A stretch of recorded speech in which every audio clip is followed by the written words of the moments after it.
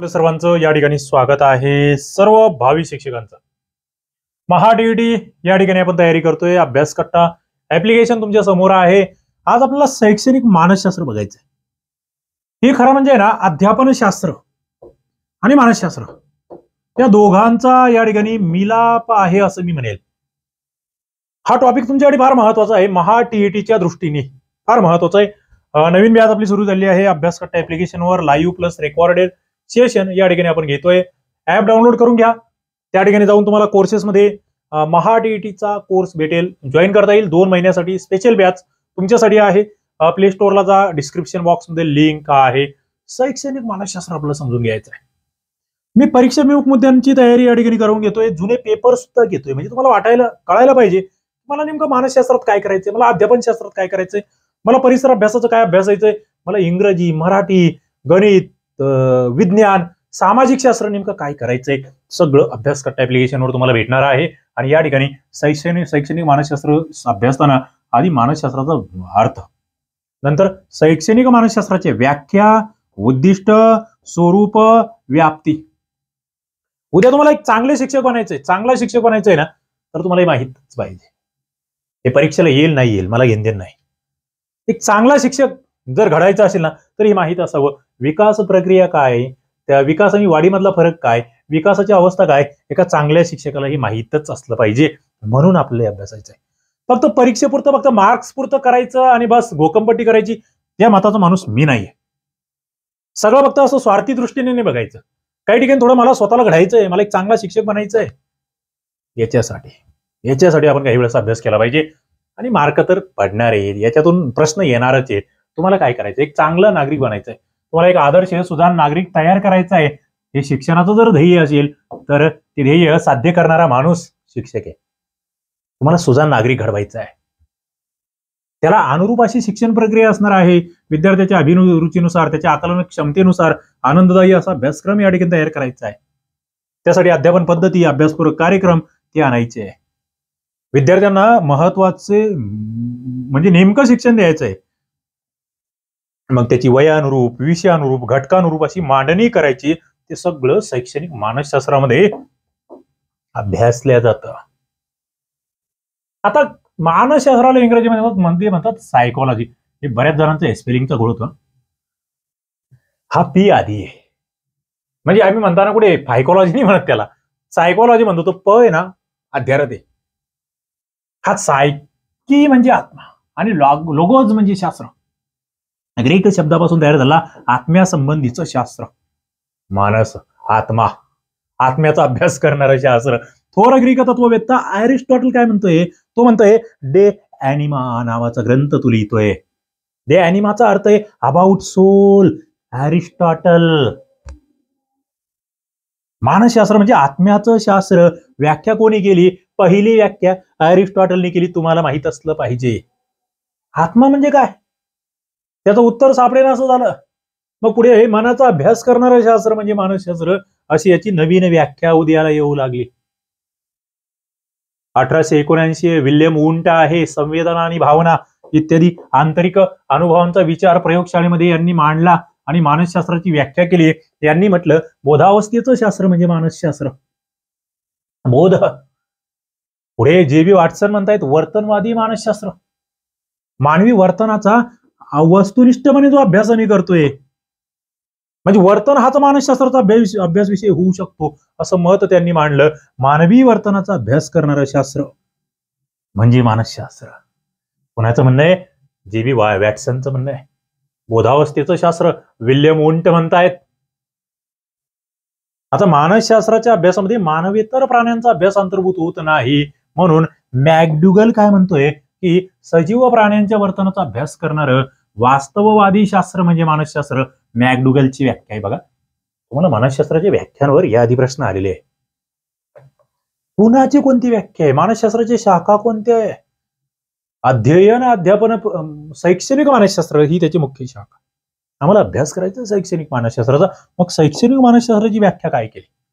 Skinner काय म्हणतोय, BF. Skinner, अध्ययन अध्यापन प्रक्रियेमध्ये सुधारणा घडवून आणण्यासाठी मानसशास्त्राचं जे आम्ही उपयोजन करतोय का ते म्हणजे शैक्षणिक मानसशास्त्र. व्यक्तीच्या जन्मापासून ते वृद्धावस्थेपर्यंत मिळणाऱ्या अध्ययन अनुभवाचं वर्णन आणि स्पष्टीकरण करणारं शास्त्र म्हणजे शैक्षणिक मानसशास्त्र. व्यक्तीच्या जन्मापासून वृद्धावस्थेपर्यंत. म्हणजे तुम्ही शाळेतला विद्यार्थी म्हणजे तेवढ्यापुरतं नाहीये, हे मरेपर्यंत आहे, हे सोडणार नाही. क्रो आणि क्रो म्हणतोय. शिक्षण क्षेत्रातल्या कोणत्याही प्रकारच्या समस्या सोडवण्यासाठी मानसशास्त्रीय तत्वांचा वापर करणारं शास्त्र म्हणजे मानसशास्त्र. बघा बरं का, गुथ्री, ER आणि F पॉवर्स यांची व्याख्या. मॅकफर्लंड काय म्हणतोय, बालकांना शिक्षण देण्याच्या दृष्टीने त्यांच्या वर्तनाचा व त्यांना दिल्या जाणाऱ्या अनुभवांचा पद्धतशीरपणे अभ्यास करणारं शास्त्र. बालकाचं वर्तन, त्यांना आम्ही कोणता अनुभव देतोय त्याचा अभ्यास आम्ही ज्याच्यात करतो का, ते शैक्षणिक मानसशास्त्र. कळतंय का तुम्हाला? मला तर मजा येते शिकवायला, कारण की मी आधी शिकलोय ऑलरेडी. D.Ed करताना 12वीला माझा मानसशास्त्र नावाचा विषय होता आणि DTED मध्ये तर तो होता. काय म्हणतंय, मानसशास्त्राची उपयोजित अशी शाखा आहे. कोणती शाखा आहे? उपयोजित शाखा आहे. व्यक्तीचं व्यक्तिमत्व, विकासाच्या अवस्था, अध्ययन अध्यापन पद्धती, व्यक्ती विकासाबाबतच्या अपेक्षा, त्यामध्ये येणाऱ्या समस्या, या सगळ्यांचा अभ्यास वैज्ञानिक पद्धतीने करणारं शास्त्र. वैज्ञानिक पद्धतीने अभ्यास करणारं हे शास्त्र म्हणजे शैक्षणिक मानसशास्त्र. काय टार्गेट्स, काय उद्दिष्ट काय आहेत? अध्ययन अध्यापन सुधारायचंय, पहिला मुद्दा. व्यक्तिमत्वाचा विकास घडवून आणायचा आहे. समायोजनासंबंधीच्या समस्या सोडवायच्या आहे. मानसशास्त्रीय तत्वांचा व नियमांचा कसा उपयोग होतो हे समजून घ्यायचं आहे. वर्ग व्यवस्था, शिस्त, सामाजिक नैतिक वर्तन याबाबतच्या समस्या सोडवण्यासाठी याचा उपयोग करायचा आहे. प्रेरणा आणि शिक्षा यांचा योग्य रीतीने वापर करायचा आहे. व्यक्ती भिन्नता लक्षात घेऊन शिकवायचंय. काही जण हुशार असतील, काही मंद असतील, दोघांना घेऊन सोबत चालायचंय. कुशलतेने विकास घडवून आणायचा आहे. शास्त्रशुद्ध पद्धतीने शैक्षणिक आणि व्यावसायिक मार्गदर्शन करायचं आहे. अध्ययन अध्यापन, स्मरण विस्मरण, अध्ययन अध्यापनावर परिणाम करणारे घटक इत्यादी संबंधी मानसशास्त्रीय ज्ञान मिळवायचंय. सामान्य आणि असामान्य विद्यार्थ्यांच्या समस्या समजून घ्यायच्या. शैक्षणिक मानसशास्त्राचे ध्येय आम्ही बघतोय. या समस्या सोडवायचे कुशलतेने. वर्तन विषयक समस्यांचं विश्लेषण करायचंय. मानसशास्त्रातील सामान्यीकरणे, नियम, तत्वे, उपपत्ती समजून घ्यायचे आहे. शिक्षकांनी स्वतःच्या आणि विद्यार्थ्यांच्या मानसिक स्वास्थ्याची काळजी घे. मानसिक स्वास्थ्य शिक्षकाचं स्वतःचं सुद्धा आणि विद्यार्थ्यांचं सुद्धा, दोन्हीही शैक्षणिक मानसशास्त्राचं ध्येय आहे. म्हणजे आपलं जे वर्तन आहे शिक्षकाचं, त्याचा ठसा विद्यार्थ्यांच्या वर्तनावर उमटत असतो. याचं भान शिक्षकाने ठेवलं पाहिजे. मग शिक्षकाने आत्मपरीक्षण केलं पाहिजे. स्वतःच्या वर्तनात सुधारणा घडवून आणल्या की विद्यार्थ्यांवर आपोआप त्याचा इफेक्ट होतो, हे शिक्षकाला माहीत असणं गरजेचं आहे. मग चला, मान्य आहे आम्हाला हे, पण काय आहे याचं स्वरूप? नेमकं कशाला म्हणणार तुम्ही शैक्षणिक मानसशास्त्र? हे शिक्षण प्रक्रियेचा सर्वंकष अभ्यास करणारं शास्त्र आहे. शिक्षकाच्या विद्यार्थ्यांच्या शिक्षण विषयक समस्या सोडवण्याचा प्रयत्न यामध्ये. मग यामध्ये अभ्यासक्रमाचं आयोजन असेल, प्रशिक्षण असेल, पद्धती असेल, त्या योजताना विद्यार्थ्यांच्या आवडीनिवडी, क्षमता, गरजा, बौद्धिक कुवत इत्यादींचा साकल्याने विचार या ठिकाणी करणं गरजेचं आहे. हे एक विकासात्मक शास्त्र आहे. या शब्दाचा अर्थ काय होतो? शैक्षणिक मानसशास्त्र हे विकासात्मक शास्त्र आहे. लहान लहान गोष्टी इथे प्रश्न तयार होतील. मी थोडंसं व्याख्यान टाईप या ठिकाणी शिकवतोय, कारण की तुम्ही सगळे सुज्ञ, तुम्ही सगळे भावी शिक्षक आहात, शिक्षिका आहात. तुम्हाला हे काही समजण्यास फार अवघड नाहीये, पण कुठेतरी एक ओघवत्या भाषेमध्ये तुमच्यापर्यंत हे पोहोचवण्याचं काम मला करायचं आहे. काय म्हटलंय? नवनवीन संशोधन, त्यातून येणारी माहिती, सूत्र, पद्धती, काही कल्पना बदलतायत, नवीन कल्पनांचा समावेश होतोय. त्यामुळे हे गतिशील स्वरूपाचं असं हे शैक्षणिक मानसशास्त्र आहे. शिक्षक प्रशिक्षणामुळे आंतरिक क्षमतांचा विकास करणं हे या ठिकाणी ध्येय साध्य करायचं आहे. म्हणजे मानसशास्त्राचं उपयोजन या ठिकाणी आहे. आंतरिक क्षमतांचा विकास, आतमध्ये जे आहे ना त्याला बाहेर काढायचं आहे. शैक्षणिक विकासाचा पद्धतशीर अभ्यास यामध्ये करायचा आहे. शास्त्रीय बैठक याला आणायची आहे. शैक्षणिक प्रक्रिया सुदृढ करायची आहे. शैक्षणिक मानसशास्त्र हे काय करते? मानवी वाढ आणि विकास, परिपक्वता आणि अध्ययन, मानसशास्त्रीय सूत्रे, तत्वे, अध्ययन अध्यापन प्रक्रियेमध्ये उपयोजन यांचा अभ्यास करणारं शास्त्र आहे. आता याच्यानंतर शैक्षणिक मानसशास्त्रावर कसाही प्रश्न येऊ द्या, चुकला नाही पाहिजे आपल्या विद्यार्थ्यांचा तरी. नोट्स काढा, वाटत असेल तर समजून घेण्याचा प्रयत्न करा. काय आहे व्याप्ती? त्यात पहिला मुद्दा आहे तो अध्ययनार्थी आहे. मग तो वैयक्तिकरित्या, सामूहिकरित्या सहभागी जो विद्यार्थी आहे का, त्या विद्यार्थ्याला आम्ही अध्ययनार्थी म्हणतोय. विद्यार्थी म्हणजे अध्ययनार्थी, जो शिकतोय. म्हणजे विद्यार्थी हा शैक्षणिक कार्याचा प्रमुख घटक आहे. विद्यार्थीच नाहीये, मग शैक्षणिक कार्य घडणार कुणावर? कर्मय विद्यार्थी या ठिकाणी, त्याच्यावर घडतंय हे सगळं. त्याची सर्वांगीण प्रगती हे आमचं ध्येय आहे शिक्षणाचं. त्याचा शारीरिक, मानसिक, भावनिक, नैतिक, सौंदर्यविषयक, सामाजिक सगळे विकास आम्हाला करायचे. त्याच्या अवस्थांमधील बदलांची नोंद आम्हाला घ्यायची आहे. शैक्षणिक मानसशास्त्र आणि अध्ययन प्रक्रिया विद्यार्थ्याला समजून घेणं हे महत्वाचं आहे. अध्ययन अध्यापनाच्या प्रगतीपथावर असलेला पुरावा सादर करण्याची ही प्रक्रिया आहे. कशी चालते, त्याच्या अध्ययनाच्या पद्धती कोणत्या, त्यावर परिणाम कोणते घटक करतायत, या सगळ्यांचा अभ्यास शैक्षणिक मानसशास्त्राचा आम्हाला करायचा आहे. बरं, अध्यापन पद्धती काय म्हणतायत? अध्यापन कशासाठी? मी तुम्हाला अध्यापन करतोय सध्या, हे अध्यापन चालू कशासाठी चालू आहे तुम्हाला समजलं पाहिजे. विद्यार्थ्यांचं अध्ययन व्हावं. तुम्ही उद्याचे जरी तुम्ही शिक्षक असाल, सध्या तुम्ही विद्यार्थी माझ्या समोर. तुमचं चांगलं अध्ययन झालं पाहिजे म्हणून मी शिकवतोय. त्यासाठी कोणत्या पद्धतीने शिकवायचं हे शिक्षकाला ठरवावं लागेल. चांगलं, प्रभावी, परिणामकारक अध्यापन करता येतंय का, ते कसं केलं पाहिजे, त्यासाठी कोणत्या पद्धती, कोणत्या तंत्रांचा वापर केला पाहिजे, विद्यार्थ्यांना कसं आकर्षित केलं पाहिजे. आपल्याला मास्तरकडे ती कला असली पाहिजे. विद्यार्थी ना आकर्षित झाला पाहिजे. विद्यार्थ्याला वाटलं पाहिजे नाही, हे लेक्चर मला शेवटपर्यंत बघायचंय. शिक्षकाला हे सगळं समजावून सांगणारं शैक्षणिक मानसशास्त्र आहे.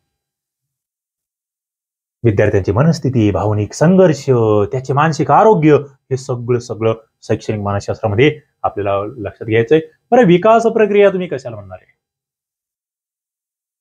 शैक्षणिक मानसशास्त्रामध्ये आणखी एक मुद्दा फार महत्वाचा आहे, तो म्हणजे मूल्यांकन. मान्य आहे ना, मी तुम्हाला दिलं, मी तुम्हाला शिकवलं, पण शिकवल्यानंतर मी PYQ सोडवून घेतोय, मी टेस्ट पेपर सोडवून घेतोय तुमच्याकडून, मी तुमचं मूल्यांकन करतोय. अरे किती कळालं मी शिकवलेलं, की गेलं डोक्यावरून पाणी वाहून. मूल्यांकन, मूल्यमापन, तुमच्यामध्ये अपेक्षित वर्तन बदल झाला की नाही, काही फरक पडला की नाही, विविध तंत्र, विविध कसोट्या त्या ठिकाणी वापराव्या लागतील. त्या कशा तयार करायच्या, त्याचं गुणगान कसं करायचं, त्याची उत्तर शैक्षणिक मानसशास्त्र देतं. शैक्षणिक मानसशास्त्र त्यासाठी गरजेचं आहे. पुढे विकास कसा होतोय? विकास प्रक्रिया नावाचा एक उपघटक याच्यातला आहे. विकासामध्ये ना सातत्यता असते, क्रमबद्धता असते, संकलित असतो विकास.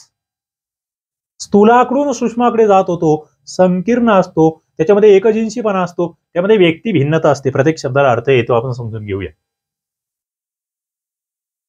बघा, आपण बऱ्याच वेळा म्हणतो अरे त्याची वाढ चांगली झाली, त्याचा विकास चांगला झाला. वाढ वेगळी, विकास वेगळा. कसं? वाढीमध्ये ना फक्त संख्या आहे, विकासामध्ये गुणात्मकता आहे. वाढ ही मर्यादित आहे, विकास ही व्यापक संकल्पना आहे. फार महत्वाचे दोन शब्द. वाढ मर्यादित, विकास डेव्हलपमेंट. ग्रोथ मर्यादित, लिमिटेड. डेव्हलपमेंट अलिमिटेड. म्हणजे वाढ म्हटली ना तुम्ही, शारीरिक मापन, उंची वाढली, वजन वाढलं, हातपायाची लांबी वाढली, हे संख्यात्मक बदल म्हणजे वाढ. वाढ एवढ्याला म्हणणार तुम्ही. पण त्याच्या व्यतिरिक्त जो विकास होणार आहे का, तो पुढचा शब्द आहे, तो वाढीच्या पुढचा आहे. वाढ ही एक ते विकासाचा एक भाग आहे. व्यक्तीचा विकास हा क्रमबद्ध आहे. व्यक्ती आणि परिसर यांच्यामध्ये आंतरक्रिया होत आहेत, आंतरक्रिया, इंटरॅक्शन्स होत आहेत. व्यक्ती आणि परिसरामध्ये परिसर अभ्यास नावाचा घटक आपण अभ्यासतो. विकास हा शब्द गुणधर्मामध्ये होणारा बदल दर्शवतो. वाढीप्रमाणे भौतिक स्वरूपात तो मोजता येत नाही, उंची नसते, त्याला लांबी नसते, पण विकासातले बदल हे गुणात्मक आहे. मेंदूची वाढ झाली की नाही झाली, स्मरणशक्ती वाढते, निर्णय क्षमता सुधारते, विकासात्मक बदल आहे. विकास हा जन्मापासून मृत्यूपर्यंत आहे. विकास हा व्यक्तीच्या वर्तनामध्ये, कृतीशीलतेमध्ये सुधारणा सुचवतो, गुणात्मक आहे आणि तो निरीक्षणातून मोजता येतो. बघा, विकास आणि वाढ दोन्ही संकल्पना महत्वाची आहे आमच्यासाठी. फरकाचे मुद्दे काय, वाढ आणि विकास यामध्ये कोणता फरक आहे समजून घ्या. हा मुद्दा आहे ना तुम्हाला बऱ्याच ठिकाणी, म्हणजे तुम्हाला अर्थशास्त्रात हा मुद्दा आहे, विज्ञानात हा मुद्दा आहे. आता इथे आलाय. वाढीमध्ये शरीराचा आकार, अवयव, रचना, उंची, वजन, केस, हाड, हे. विकासामध्ये ना थोडस धनात्मक बदल आहे. सर्व अवयवांच्या कार्यातल्या सुसंगतपणा, भावनिक नियंत्रण, अमूर्त विचार, हे सगळं विकासामध्ये. स्वरूप म्हणाल, वाढ हे विशिष्ट वयापर्यंत सतत नियमितपणे सुरू आहे, ती लक्षात येते. बौद्धिक, सामाजिक, कारक, भावनिक विकास हा सतत सुरू आहे. मुलांचं वर्तन सवयीमधून तो दिसतो. व्याप्ती म्हणाल, शरीरातल्या पेशी, आकार, हात, पाय, मेंदू यांची वाढ म्हणजे वाढ आहे. विकासामध्ये ना आंतरिक बदल, सूक्ष्म बदल हे या ठिकाणी वर्तनामधून दिसणारे. कालमर्यादा, वाढ मर्यादित काळापर्यंत होते. विकास सतत होतोय. म्हणजे उंची विशिष्ट वयापर्यंत वाढणार. मात्र विकासाला कालावधी नाहीये, वयाची मर्यादा नाहीये. तुम्ही जेवढे अनुभव घ्याल तेवढा तुमचा विकास होत चाललेला आहे, लक्षात ठेवावं लागेल.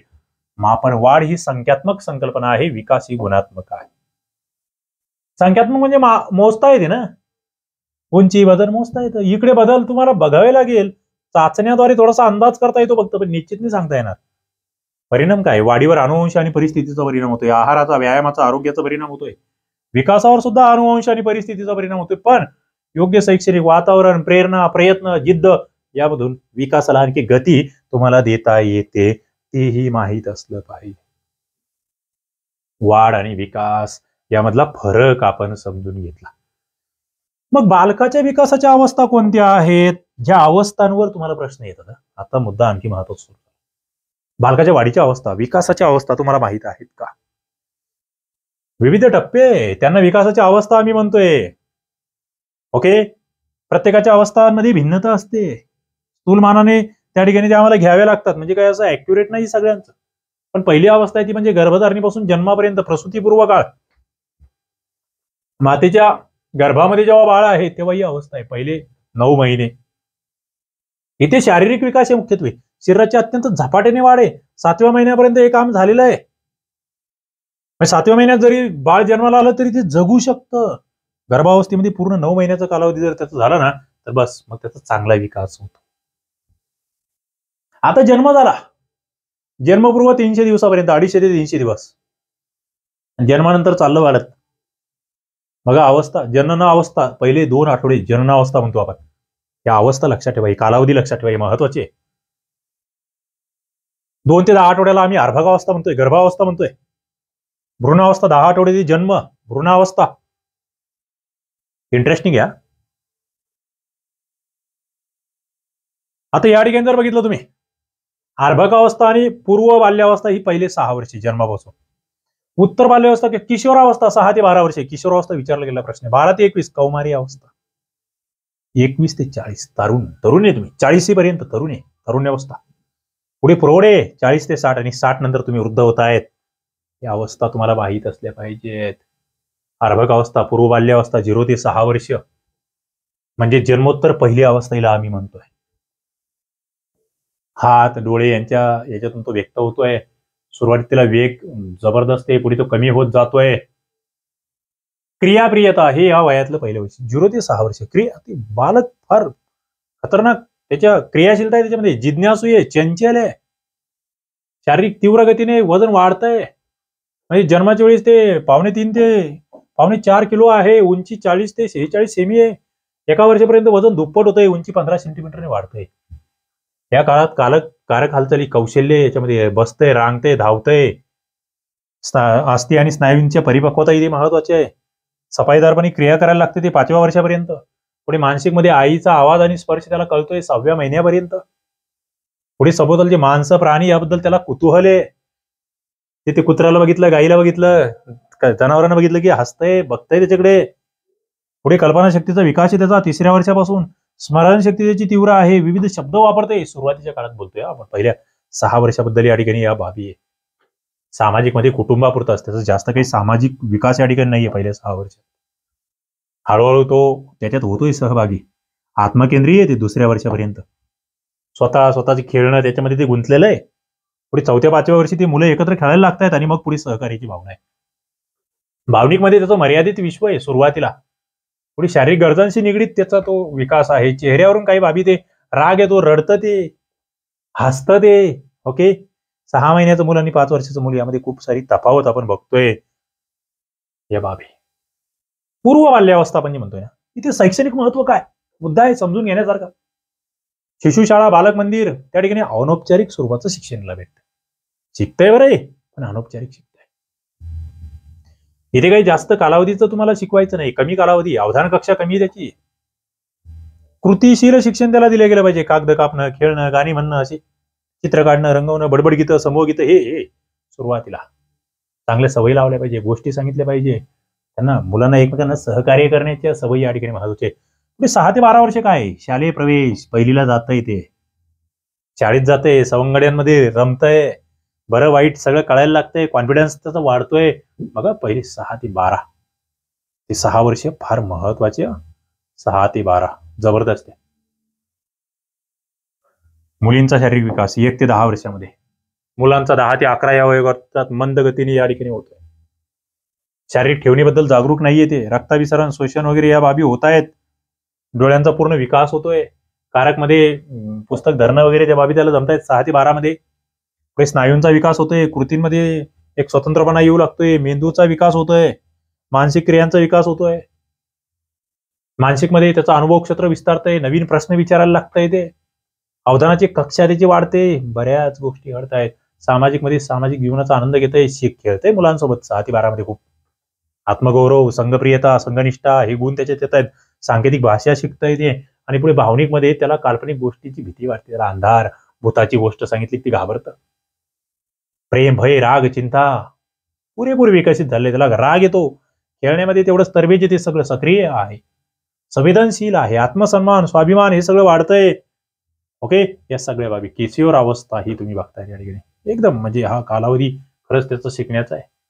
मग या ठिकाणी त्याला शिकवायचं काय, मानसिक वादळांचा काळ असं याला म्हटलं गेलंय, भावनिक ताणतणावांचा काळ याला म्हटलं गेलंय. 6 ते 12 मध्ये शिक्षकांबद्दल आदर आहे त्याला, ते अनुकरण करतंय शिक्षकांचं, म्हणून शिक्षकाने आपलं वर्तन नीट ठेवलं पाहिजे या कालावधीमध्ये. हा कालावधी फार महत्वाचा आहे. पुढे कौमारी अवस्था 12 ते 21 फार महत्वाचं आहे. 12 ते 14-16 वयोगट पौगंडावस्था म्हटलं जातं बघा. हे पौगंडावस्था आणि कौमारी अवस्था. पहिलं 12 ते 16 म्हणजे अत्यंत महत्वाचा कालावधी, संक्रमणाचा कालखंड म्हटलं जातं याला. याच्यामध्ये प्रवृत्ती, नवा दृष्टिकोन तयार होतोय. ऍडोलेसेंट असा हा शब्द याला आहे. वयात येणं जे म्हणतो ना आपण, ते या वयात शारीरिक बदल होत आहेत, आचार विचारामध्ये बदल होत आहेत, खळबळजनक असं परिवर्तन त्याच्या शारीरिक बाबतीत घडून येत आहे. त्यामुळे याला तणावाचा काळ म्हटलं गेलंय. शैक्षणिक महत्व काय, याला जबाबदाऱ्या दिल्या पाहिजे, याला मार्गदर्शन केलं पाहिजे, याला समजून घेतलं पाहिजे, याला सहज शिक्षण दिलं पाहिजे, याच्यातले कौशल्य विकसित केले पाहिजे. कारण हे नाजूक आहे, हे संवेदनक्षम असं मन आहे ते. ओके, कौमारी अवस्था, ते उंची वाढते, वजन वाढतंय, मुला मुलींचा चेहऱ्यामध्ये बदल आहे, आवाजात बदल आहे, शरीराच्या विशिष्ट अवयवांवर केशना असेल, इकडे मिशा येणं असेल, बऱ्याच गोष्टी, मुलींची शरीर रचना, बांधणी, बऱ्याच गोष्टी. मुलांपेक्षा मुली लवकर या ठिकाणी शारीरिक परिपक्व होणं असेल या कालखंडात, लैंगिक अवयवांचा विकास होणं असेल, मुलींमध्ये मासिक पाळीची सुरुवात, ही कौमारी अवस्था. इथे सोचा विकास आहे, स्वतंत्रपणे कृती तो करतोय बऱ्याचशा, मानसिक गोष्टी तो म्हणजे स्मरण करू शकतो या ठिकाणी, ते त्याचं वाढतंय, पाठांतरही करतं ते. ओके, बऱ्याच गोष्टी, तर्कशक्तीचा त्याचा विकास होतोय. पुढे समन्वय गटात तो जास्त रममान होतोय, मैत्री त्याची वाढते खूप सारी, ते मुद्दे माहीत असले पाहिजे. भावनिक मध्ये भिन्नता आहे, लवकर भावनिक होत आहेत, राग अनावर होतोय या कालखंडामध्ये ना, म्हणजे राग जास्त येतो या मुलांना, पालकांचं ऐकावंसं वाटत नाही यांना, ते तुम्हाला माहित असलं पाहिजे. आकर्षण आहे मुलांना मुलींबद्दल, मुलींना मुलांबद्दल. दिवा स्वप्न आहे, चारोळ्यात कविता करायला लागतोय तो, कधी कधी तो प्रेम कवी सुद्धा बनून जातो या ठिकाणी, हे माहित असलं पाहिजे. मित्रांनो, अभ्यासकट्टा ऍप्लिकेशन आहे आणि या ठिकाणी आपण महाटीईटीची संपूर्ण तयारी करून घेतोय. आजचा टॉपिक तेवढाच महत्वाचा आहे. अभ्यासकट्टा ऍपवर तुम्ही जॉईन होऊ शकतात. तुम्हाला नोट्स भेटतील, टेस्ट पेपर भेटतील, लाईव्ह सेशन, रेकॉर्डेड सेशन सगळं भेटणार आहे. 10 नोव्हेंबर आपलं टार्गेट आहे आणि मला वाटतं महाराष्ट्रामध्ये सर्वात बेस्ट कंटेंट तुम्हाला या ठिकाणी फक्त 690 रुपयामध्ये भेटणार आहे 2 महिन्यासाठी. तर आत्ताच लगेच जॉईन करा. कोर्सला प्रवेश घेतल्यावर व्हॉट्सअप हा नंबर तुम्हाला या ठिकाणी दिलाय 9673708085. तिथे स्क्रीनशॉट पाठवून द्या. तुम्हाला सगळं मटेरियल PDF स्वरूपातलं व्हॉट्सअपला भेटून जाईल आणि इतर लेक्चर्स सगळे ऍपवर भेटतील. चला थांबूया. सगळ्यांना शुभेच्छा. धन्यवाद.